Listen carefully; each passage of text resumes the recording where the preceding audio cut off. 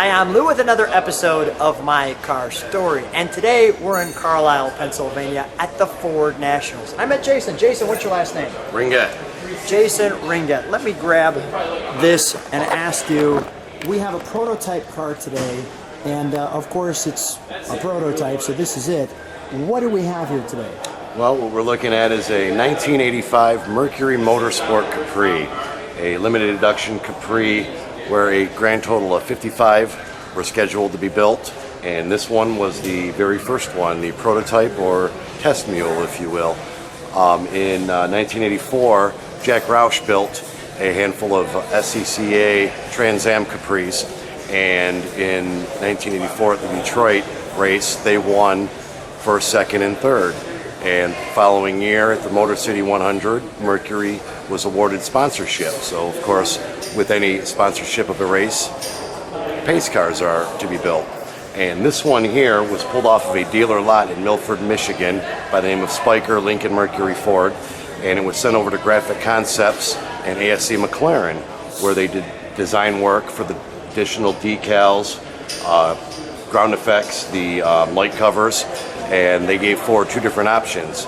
Ford picked one, the other side was stripped of its decals, and it was re-decaled to match. Well, keep telling the story. Let's take a look right at it while we're talking. Come right next to me. And after it was Come done, right next to me. After it was done, it was sent down to the Renaissance Center in Detroit, Michigan, and used in the lobby as a display vehicle during the press conference and for the race itself. Of the 55 that were built, this one has a few different features that the rest of them didn't get, such as the red center caps. So there's the red center caps. I can see the ground effects that you're talking about here. Yes, these were ASC McLaren installed. Tell me about this. This is interesting. Well, as I was mentioning earlier, it had two different decal designs for Ford to choose. They chose the other side. So this side actually resembled the actual Trans Am racers, but Ford did not pick this side. So what they did was they stripped off the decals, but the people that were doing it forgot to remove the adhesive. So over time, the adhesive ended up becoming part of the paint, and it's still there to this day, 35 years later. Let's show the back of this car. Another feature is the ASC McLaren rear taillight covers and the rear spoiler, which was also a feature on those cars. The funny thing was, this was not considered an ASC McLaren. When ASC McLaren built their Mercury Capris, Ford did not want their name anywhere on it. However, with this one, it was going to be a showcase vehicle for Ford Motor Company, so they wanted McLaren's name nowhere on the car and their name all over it. It still retains the original paint, and including that Spiker Ford decal. You can see how he wrapped around and bolted it here. And clearly the Mercury Capri. Now tell me about the Grand Prix 4. Well, the Grand Prix 4 it's still to this day a race they hold down in the downtown Detroit area, and it's usually a whole weekend. This particular year in '85, they were racing Formula One cars on Sunday for the Grand Prix, but as I mentioned, the race that ran the day before was the Motor City 100, which featured Trans Am racers.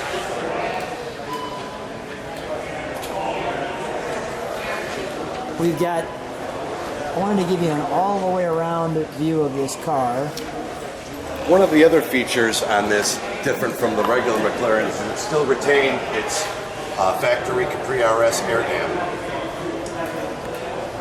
But they did give it the McLaren light covers, both front and back. Let's take a look in the trunk. We've got some treats there.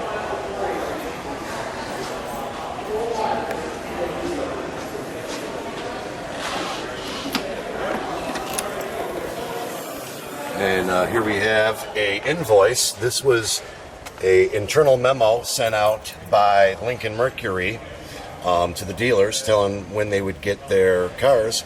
And this particular program was very similar to the Twister Mustangs in 1970, where at the end of the race, dealers in the Detroit area all jumped in their respective cars, drove them back to their dealerships, and used them as a display car in the showrooms. So now tell me about this. Well, they made 2 different colors. There were 9 of them scheduled to be built in silver, and the remaining ones were in white. And the reason they chose silver is they had very limited time to produce the cars at the Dearborn Rouge River plant, and unfortunately they didn't have enough time to make all 100 white ones, so they cut that number to 50, and at that point they still couldn't come up with 50 white ones, so a handful of them became silver. And do you drive this car at all?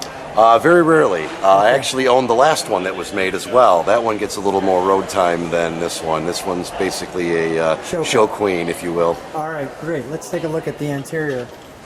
Well, the interior itself is, like all the other ones, the standard interior for 1985 Mustang GT and Capri RS. They did not do anything fancy with it. This car is a 54,000 mile original survivor. Original drivetrain, original paint. How did you get fascinated with this car? Well, in 1985, a friend of mine and myself were driving in his mother's 85 Mustang GT in Dearborn, Michigan, down Warren Avenue. The official safety car pulled up next to us, and well, you know, we went stoplight to stoplight, and he kicked our butt. So it immediately caught my attention. A few years later, I was looking for a very rare Fox body that was a collectible, and I found my other one on a dealer lot and purchased it on the spot. And of course, at that point, I was kind of curious as to what the production numbers were and any other pertinent info. So I just dove right into researching it, going to dealers around Dearborn, Ford headquarters, ASC McLaren, anybody I could find that remembered the cars. And I immediately started a registry, which I run to this day, which is motorsportcapri.com. And it's been a 30-year journey of finding out all the information I can about these vehicles. One of the most rare Fox bodies built, and definitely one of the most rare Mercury Capris, which is the Mustang sister, for those that aren't familiar with these fine vehicles. Let's open the hood, shall we? And while I have you opening the hood, we'll shut the trunk area. Okay.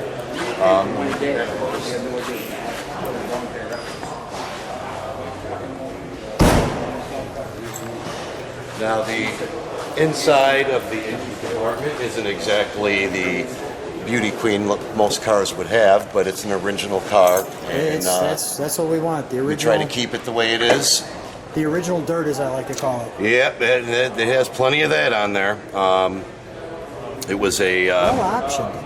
Yeah, this actually, the only options this did not come with was a power lock option and the automatic transmission. And it had a basic radio, regular AM, FM, no cassette. As far as the Motorsport Capris or V8 Capris in general, there was only a few options. Everything else was standard. You had a roof option of T-tops or sunroof. Yeah, let's use the prop rod and keep it propped up, and let's fire it. We'll let it idle. We'll give it a little rev. Now, I'm noticing you've got some on the valve covers. It looks a little bit different. You've got slotted valve covers there. Those are actually factory for the 1985 V8s. Okay. All Mustang GTs and Capri RSs, V8s in general, got those slotted valve covers as long as it was the 5-speed. If you optioned for the automatic, you got a different engine. It was a carbureted version of fuel injection, which came with different valve covers and a lot less horsepower as well. What's the horse on this? From the factory, it was 210 horsepower. 210 from a 302. Yes. Got it. Which back in 1985 was quite a bit. Yeah, you're doing okay. Yeah. Let's go ahead and get it fired up. Yep, thanks.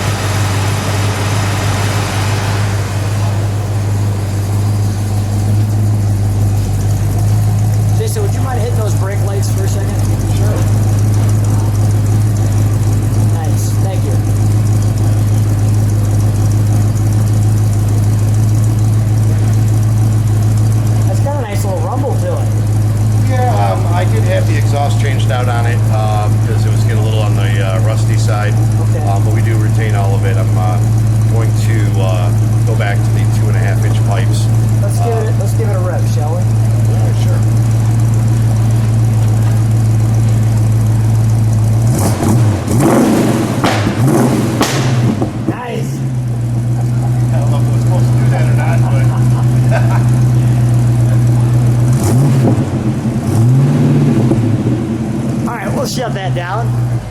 Like that backfire. Bang! Yeah, I don't know if it was supposed to do that, but it sure does sound neat when it does. Yeah, that sounded great. If people like what they see, The other thing that I did, which was yes, we recreated the look of the car at the Detroit Grand Prix 1985. One of the things that is unique to this car is the decal Your here. hat. Go ahead. This was actually a decal that you could buy over the counter at any Ford's Parts, Yeah. and they originally were going to use this. And at the 11th hour, they decided Ford didn't like it, so they made this decal in white and moved it down on here for all the remaining cars. Got it. Another thing it had and was when it was at the race, they used some additional decals, and it was the only one that received it while it was on display at the Renaissance Center. And what we tried to do is create its look from 1985 You did a when it great was job. on display. Perfect. Jason, a treat. I'm looking forward to seeing what the viewers think. Thanks so much for being on my car stand. All right, no problem. Thanks for having me.